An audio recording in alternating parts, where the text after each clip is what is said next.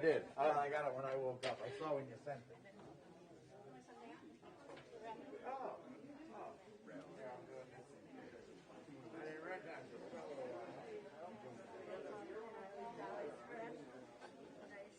Nice to see you here.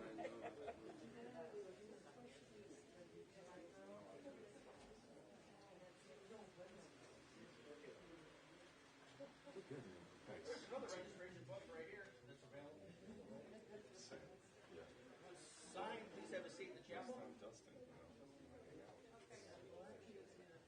pretty great. We just saw Carrie and Frank. Nice. Okay.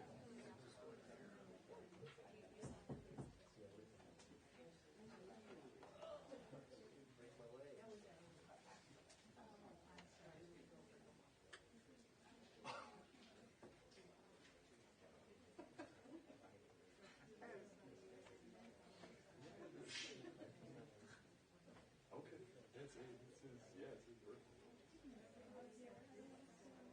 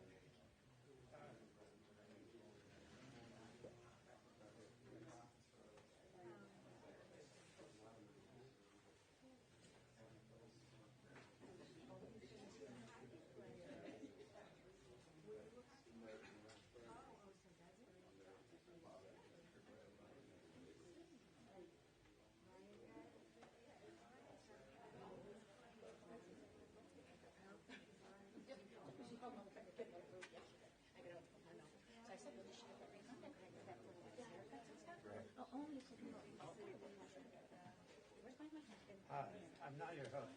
I know. Hi, Garth. How are you doing? Oh, wait, let me get my host. Thanks for everything. Excuse me.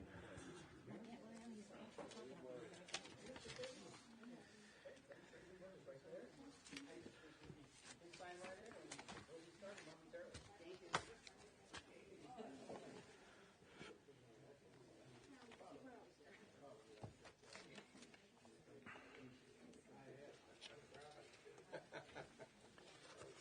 Get people seated. Rabbi, one moment.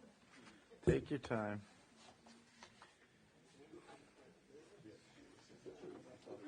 Sure. Okay.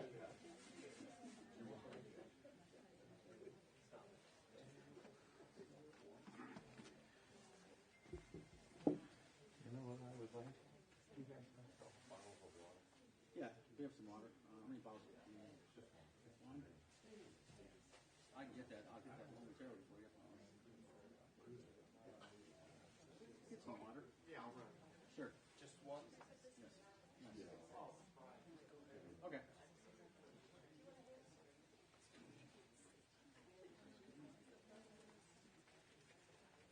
Here for the service.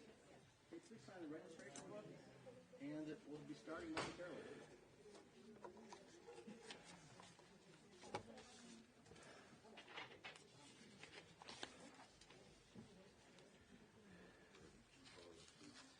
There are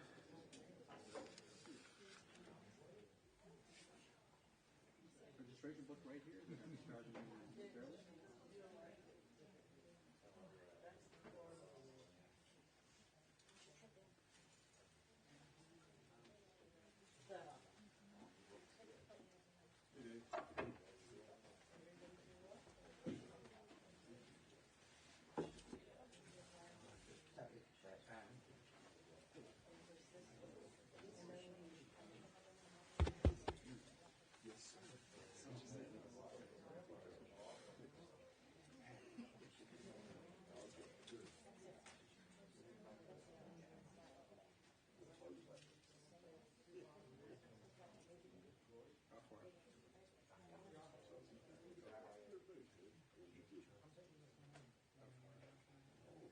Southwest. But it's on New Zealand and Southwest.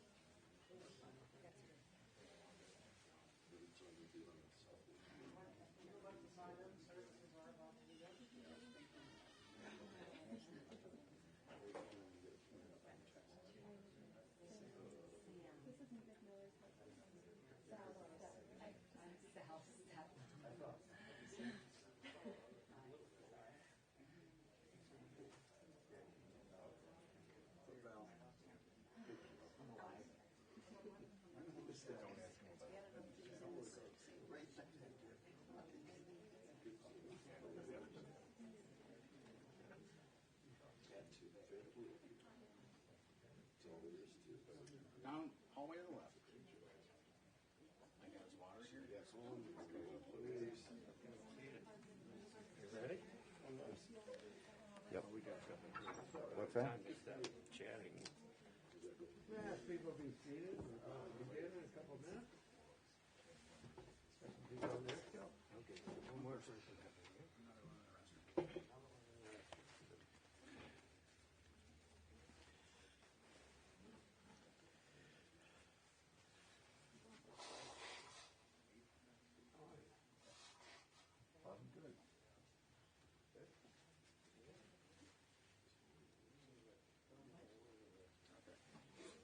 We have one more, Emma.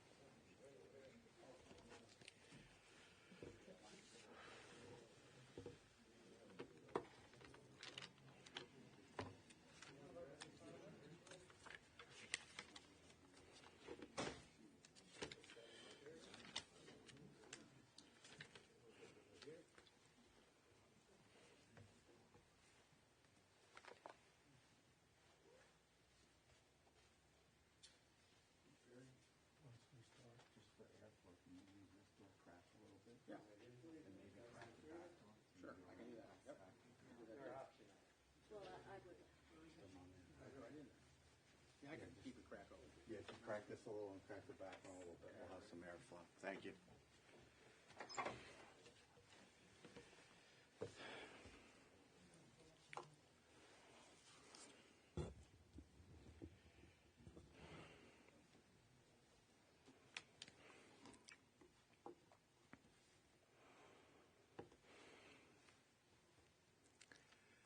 To all of you, Dolly's family, and to her friends, we all gathered together to say a sad farewell and goodbye today.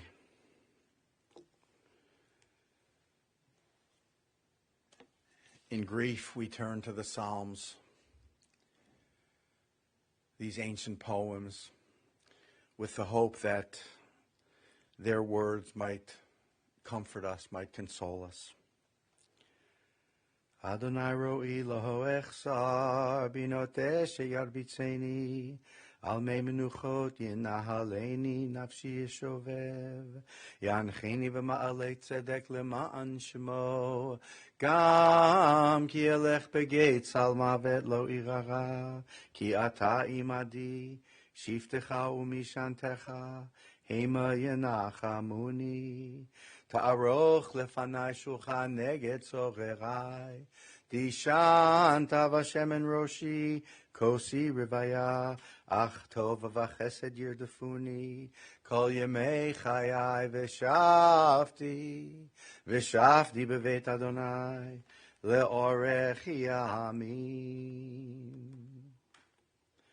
God is my shepherd, I shall not want. God makes me lie down in green pastures, leads me beside still waters, and restores my soul.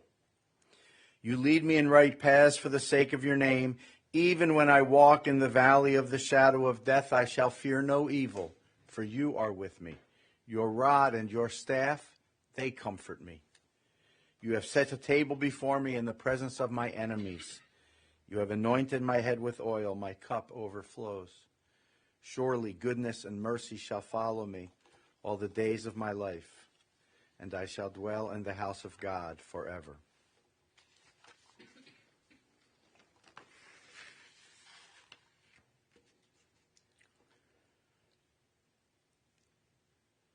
Death will come. Its hand will not be stayed even an instant, nor can we enter into judgment with it. But this does not mean that we are helpless in the face of death. We can and do rob death of ultimate victory by living life as long as it is ours to live. To ask of death that it never come is futile. But it is not futility to pray that when death does come for us, it may take us from a world one corner of which is a little better because we were there.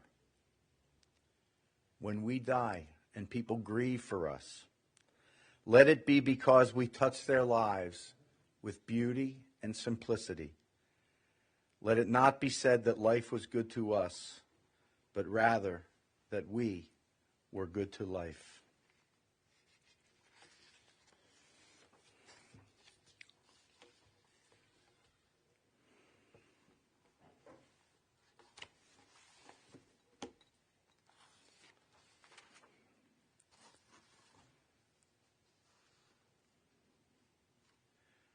I want to share something that Matt Smith sent to me yesterday. My Aunt Dolly was a bonus grandmother to me.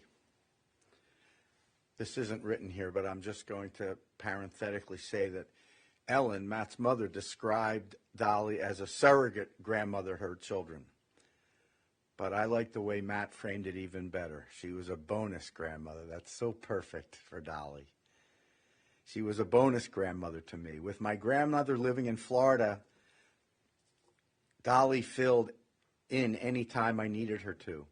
From the moment she came to preschool for Grandparents' Day, to the day she had driving me to a high school hockey when my school didn't allow us to drive ourselves. If only the school knew I most likely was safer with my 16-year-old driving than her driving. She was always there for me. I spent 95% of the Jewish holidays at her house. And for someone that was not the greatest cook in the world, there were 3 things that she made that were amazing. Her kugel, potato latkes, and her matzo ball soup. To this day, I still think of her when I eat those. Before my wedding, I gave her a corsage, and she asked me what this was for. I will never forget her smile and the tear that ran down her face when I told her it was because she was the only grandparent I had left, and that she was too important not to have flowers. The day she met my son Crosby, she held him and said, "It's nice to meet you, Crosby. I am your great-grandma, Aunt Dolly." And she sat there hugging him. I loved her very much, and I will miss my Aunt Dolly greatly.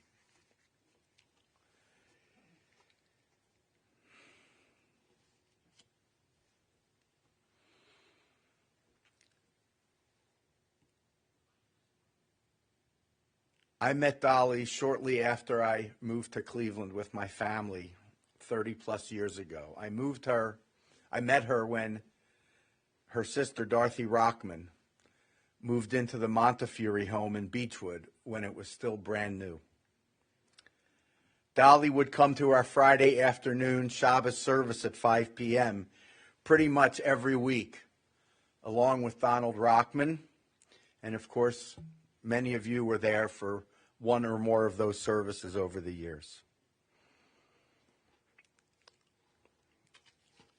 And there was something about Dorothy and Donald and Dolly. I got pulled into a friendship, and I got pulled into a family. A clan, really, with a C. I got pulled into this, and Dolly and all of you became a very important part of my life and my family's life.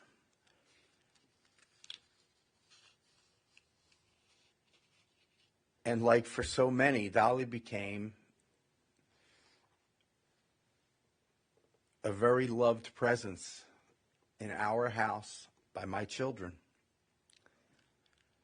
I'm going to share in just a moment what each of them wrote me when I sent a text out to them the other day to say that Dolly had died.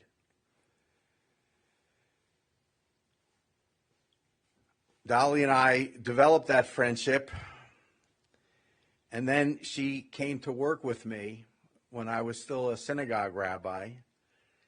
She did her best to keep me organized. That was not an easy thing to do.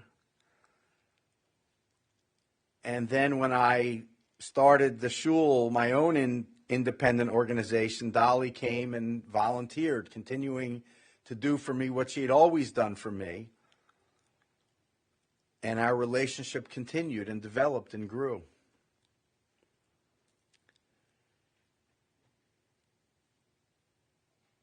She was a secretary, an administrative assistant, an organizer for me, a sounding board, a confidant, and I could go on and on. She was, in short, a wise elder to me, whose counsel kept me from making many a mistake. I don't think you want to do that, she would say. But mostly she was my friend. And last night, Michelle said to me, Eddie, she was absolutely devoted to you, and that is a place of honor. I couldn't say it better. It was and it is an honor to have her devotion and her love. And I love her very deeply. I will miss her dearly.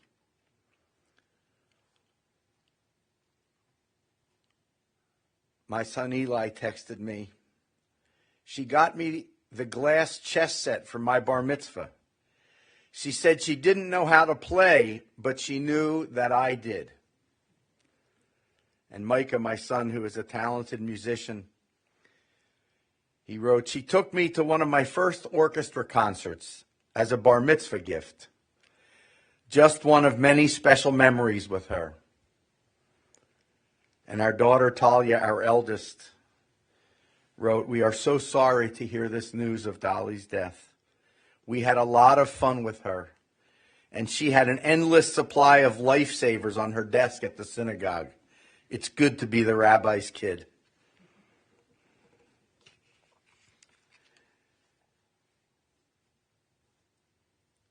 And it was important to us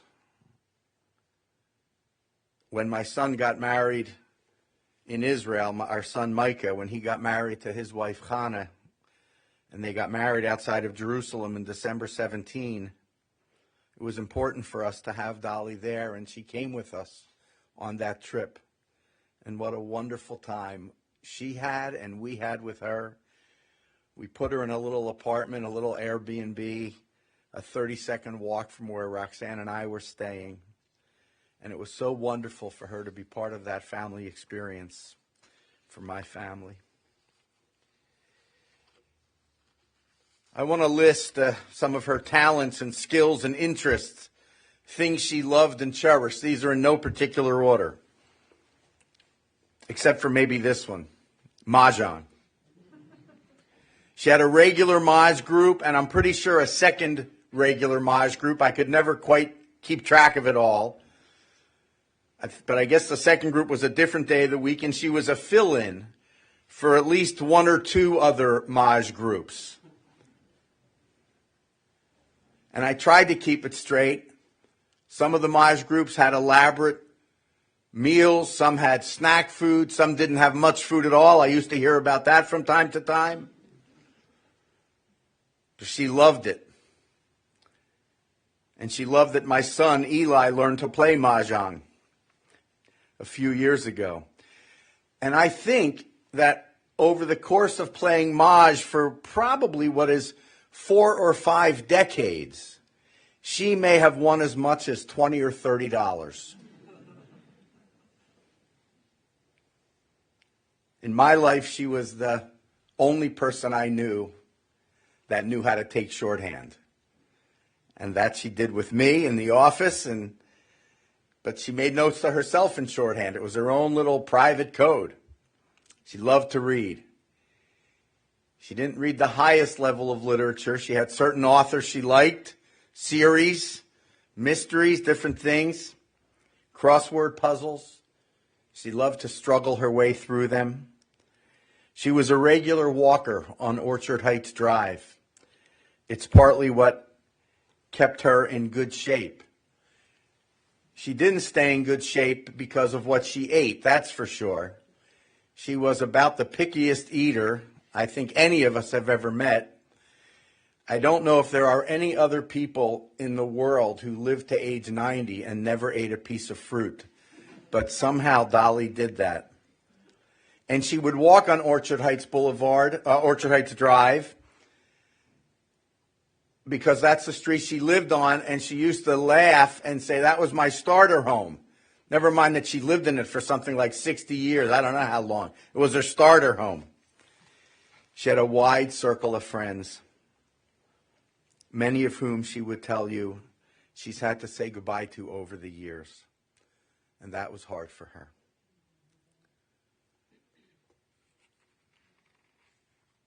Erica Smith,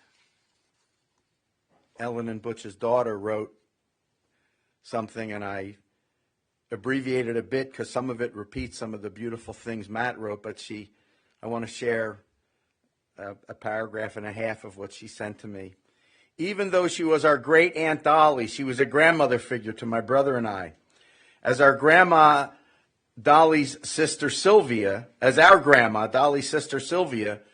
parentheses, who also was one of the best, I like that, lived in Florida, Aunt Dolly stepped in and came to every grandparent event at school, all our graduations, achievements, performances, sporting events, celebrations. She never missed a beat when it came to being there for us.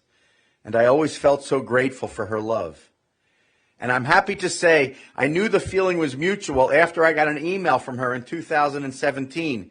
We emailed often, and since I live on the West Coast, she told me she never knew the best time to call me because of the time difference. And in that email she wrote, in case I haven't mentioned it, I am so very proud of you. You would think that I was your real grandma and not just a stand-in, but I enjoyed every second of it. It didn't matter what generation you were in, whether she was your aunt, great aunt, this is Erica writing, whether she was your aunt, great aunt, great aunt, or a great aunt, she loved you like one of her own. I will cherish the memories I have with her, as the rest of the family will too. And to leave you with a smile, I once got this in an email from Aunt Dolly after she learned I interviewed Kenny Rogers for a documentary. P.S., Dolly wrote, I still think you should have taken me to help interview Kenny Rogers. He was a looker. She was a loving mother and grandmother. She had many nephews and nieces who were her peers, more or less. And all of you, whether you were a niece and nephew of similar age or older or younger, whether you were a great niece or nephew, grandchild, all of you, you know that you were a wonderful source of love and friendship and companionship throughout her entire life. I'm not going to name all the names of the family members. We would be here for several days, and I would inadvertently leave someone out. So I'm just going to mention a few people. I know this is risky, but we have to, on this occasion, remember Donald Rockman and Bob Zelvey, who I know the family calls Bobby, but I'd never called him Bobby. That didn't seem quite appropriate for me. Donald, I think, was the closest in age-wise to her as one of the nephews. Bob was just a few years behind, and the two of them, along with Dolly, let's just say they were quite a trio. She was so close with everyone in her family, with all of these people, and Donald and Marilyn and Bob and Sandy, Ellen and Butch, Earl and Nancy, and all of the children and grandchildren that came out of those families, and friends, Lil and Barbara and many others. Really, the list goes on and on, too many to name.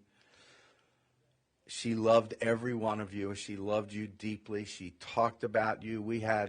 She and I had many hours together alone in the office, whether at the synagogue or my home office, and we spent a lot of time talking. We did more talking than work on many days, and she always talked about her family and bragged on you and raved about you, and she loved every single one of you.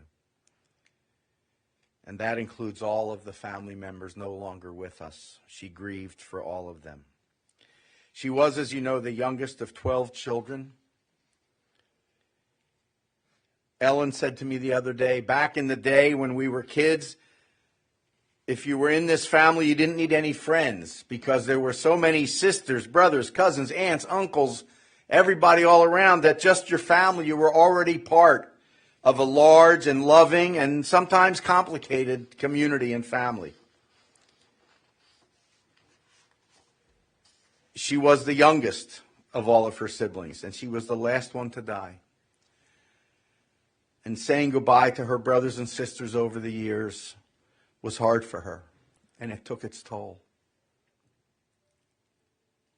As a child, Dolly, of course, lived with her parents and family, and later in life, her mother Tilly came to live with her after Tilly lived with Alice and her family, and before she moved into what was then the new Menorah Park.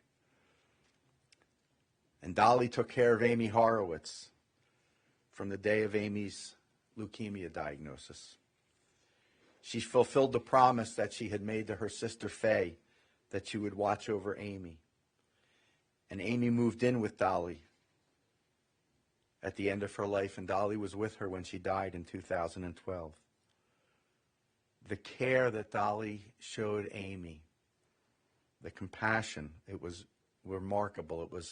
It was admirable in the extreme. Her support, her care, her love. She was a rock. She was a foundation. She was an unshakable source of strength for Amy. And she was that for many others as well. I know that's true because she was all those things for me as well.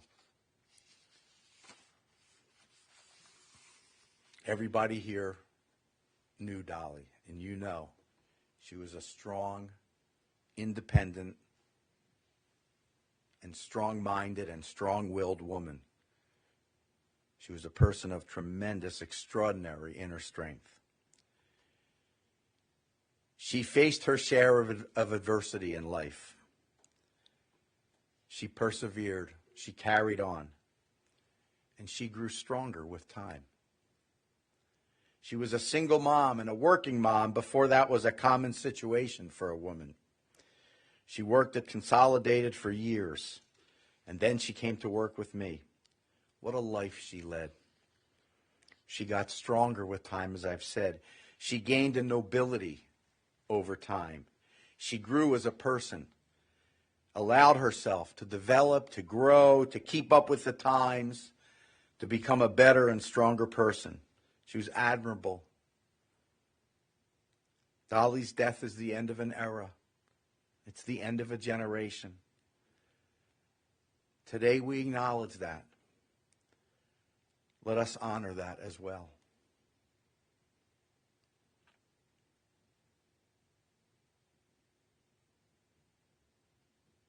Sarah Lila was flooded with memories that she shared with me when we spoke yesterday.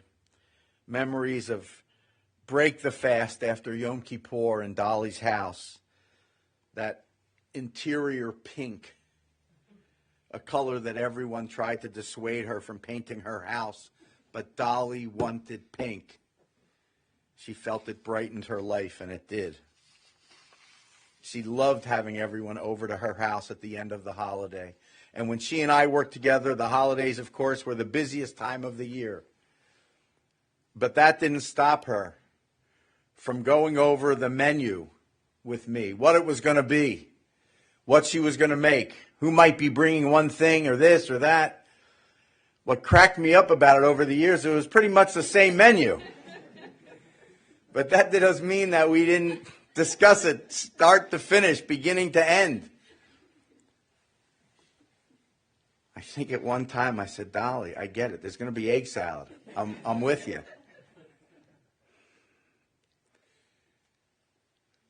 But she loved having all of her family over for that break to fast.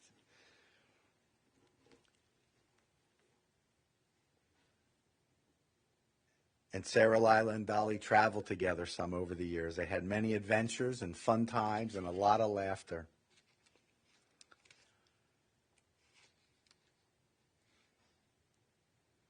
Dolly's dying moments were spent with Kate and Sarah, Lila, and Ellen.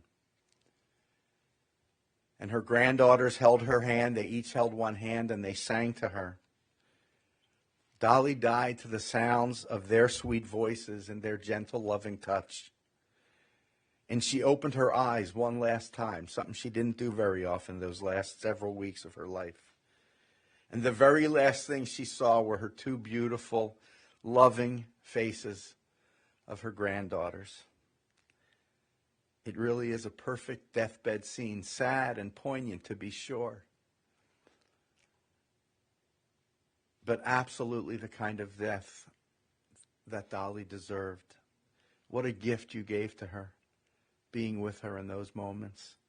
And what a gifts really, that Dolly gave to you and to everyone that she loved.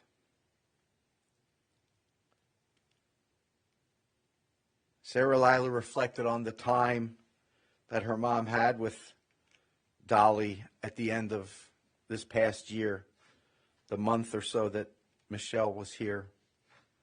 The hours that she spent with her, making her comfortable, sitting with her at Manoa Park for hours and hours and hours. And she helped Sarah Lila through the hardest parts, the times when Sarah Lila was having trouble coping. And during COVID, at the beginning of it, Dolly was still in her home.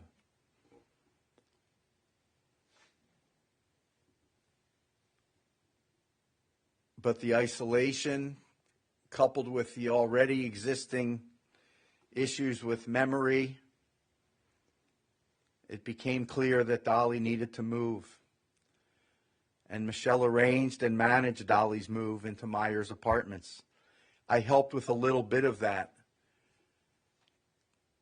getting Dolly to make the decision to move, really to agree to it, given that at that point it was absolutely necessary. It was not an easy decision for her. She was reluctant. She fought it at first. That's not unusual. She didn't make it especially easy for those around her. But ultimately, I think she understood and she knew, and with some cajoling, she agreed to the move. Michelle, knowing that it needed to happen, made sure that it did. And then Dolly thrived during her time at Myers. She socialized more than she had in a long time. She developed new friends, and she found some old friends, people she had gone to high school with. She had a companion there, a gentleman friend. And it was a wonderful time for her.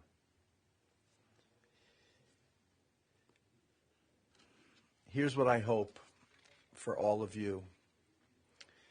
That the difficult memories of this past year, maybe even the last couple of years, let those memories recede into the background of your memories. Don't focus on the recent difficulty, but instead remember Dolly in the fullness of her life, her vibrancy, her spirit, her smile, her laughter, her strength. Remember her that way, before the decline. Her final weeks, the last couple of months, that's not who she was. And she wouldn't want any of us to remember her that way. She didn't want to be that way. And when she still could, she would talk about that, and she was clear that she didn't want to be that way.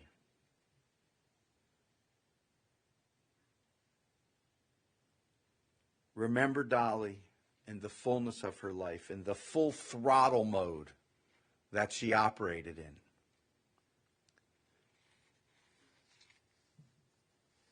Here's one of the challenges. We're called upon, and it's quite natural to grieve and to grieve deeply. We are all feeling it.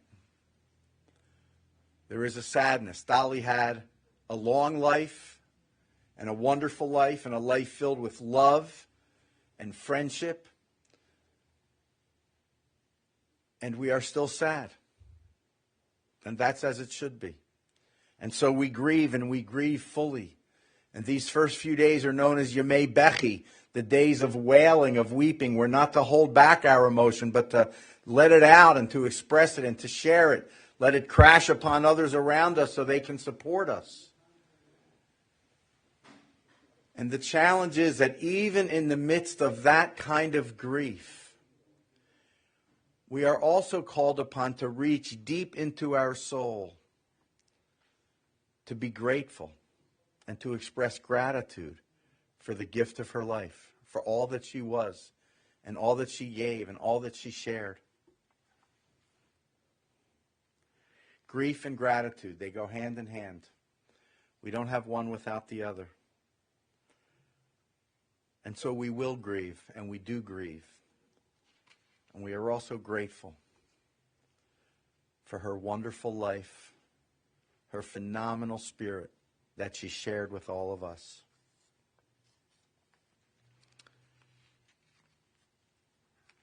Jewish tradition teaches that some people, in the way they live and the way they love and the relationships they create and maintain in their lifetime, they earn for themselves the Keter Shem Tov, the crown of a good name.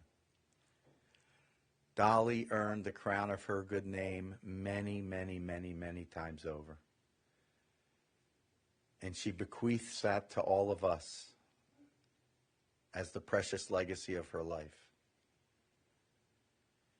And we carry the crown of her good name into the future with every act of devotion and loyalty, with every act of friendship. We carry her Keter Shem Tov, the crown of her good name. It is with us. It stays with us. We carry it into the future. We pay tribute to her memory, and we honor her life. I want to give Michelle the last word. She said to me last night, I want to express my gratitude for everyone who loved and cared for my mom. The time I had with my mom was precious.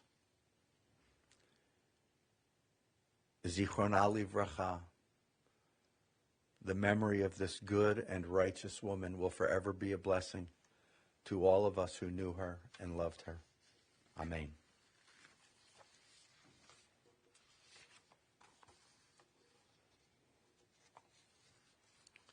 From the author John Gunther. The influence, the impact of a person continues to exert itself long after mortal bonds have broken. Not only that she lives in our hearts or in anything she truly touched, but that a person transmits permanently something of what she was to all of us. The fabric of the universe is continuous and eternal.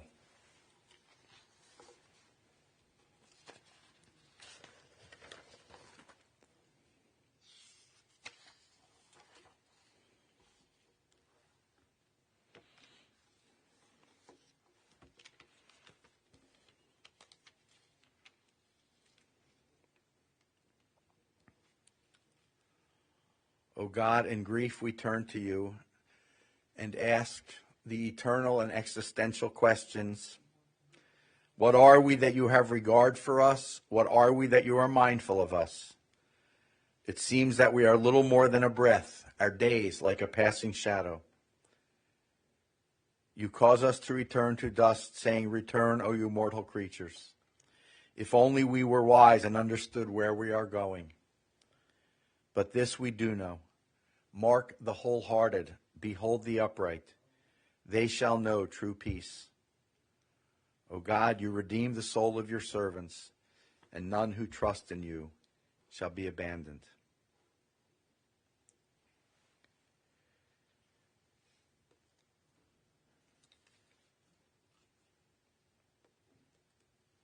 The author of Ecclesiastes wrote this: For everything there is a season, a time for every experience, a time to be born and a time to die, a time to plant and a time to uproot, a time to weep and a time to laugh, a time to grieve and a time to dance, a time to embrace and a time to refrain from embracing, a time to seek and a time to lose, a time to keep and a time to discard, a time to tear and a time to sow, a time to keep silence and a time to speak. If you are able to do so easily, I'd ask that you please rise at this time.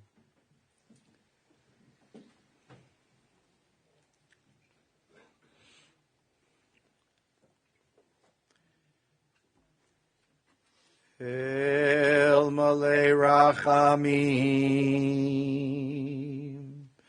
shochein bamromim, hamtzei menucha nechona, tachat kanfei hashchina, im kedoshim utehorim, kezohar harakia, Mazhirim et nishmata doisha malcha bas Avraham v'taibul Leah shehalcha le'olama began eden tehei menuchata ana bal harachamim hastireha beseter kanafecha le'olamim Vayitzror b'trachayim et nishmata Adonai hu nachalata v'tanuach b'shalom al mishkava v'nomar Amen.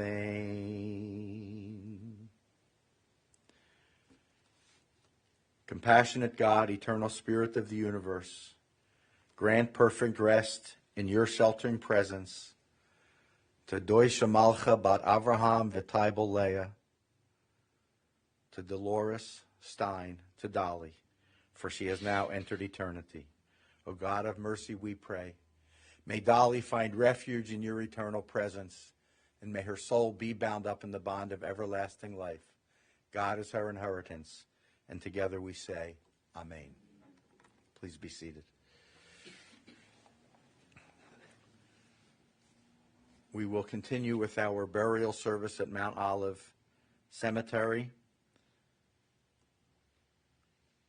Following the service there, the family will gather together and observe Shiva today until 4 p.m.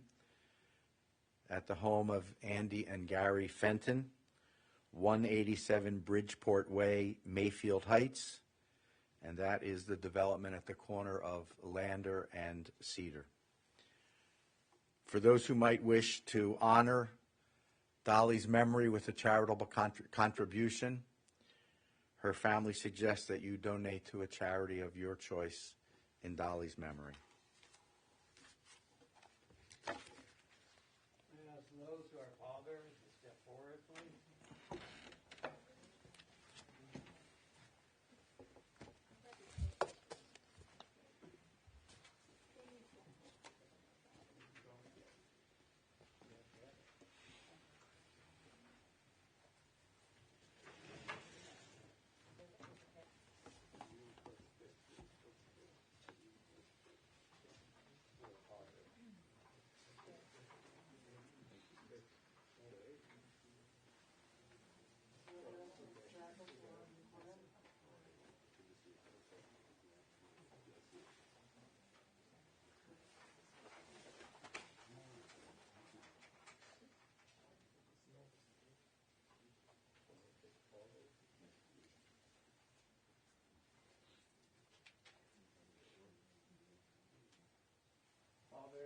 follow this gentleman here.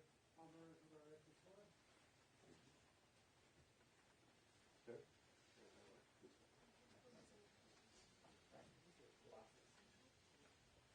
Please rise.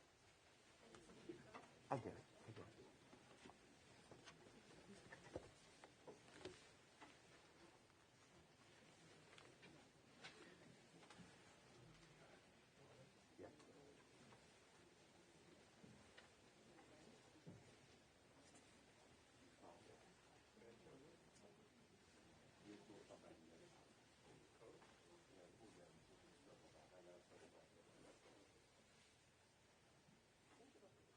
The interment will be held at the Mount Hollow Cemetery.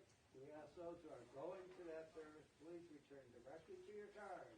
When you exit the chapel to the right, return to your cars, put on your headlights and your hazard flashers. Thank you for coming. Go to the place, right here. The flowers.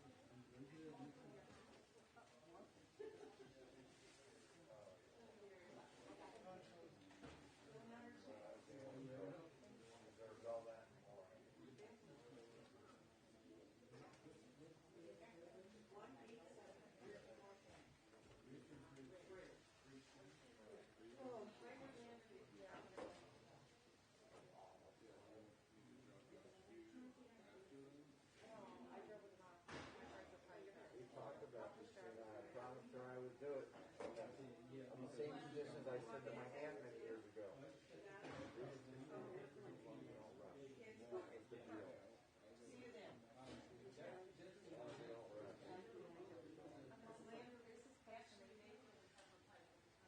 It's wonderful to see you. I heard that your husband was coming in alone, so I was delighted to see you when I looked up. When I looked in. Grabbed it. Family, the limo's ready to go. I'll see you at the cemetery.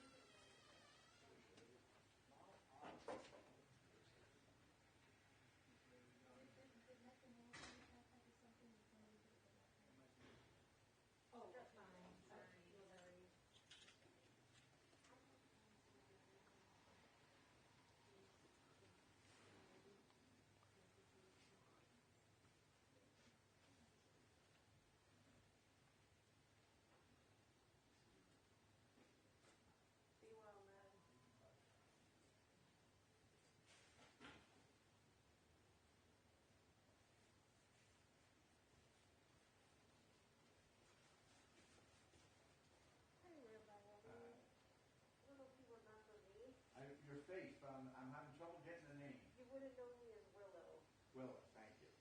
but I go by my birth name now, Rebecca. Gotcha. You still live around here? I do probably live on the west side, but still. Yeah.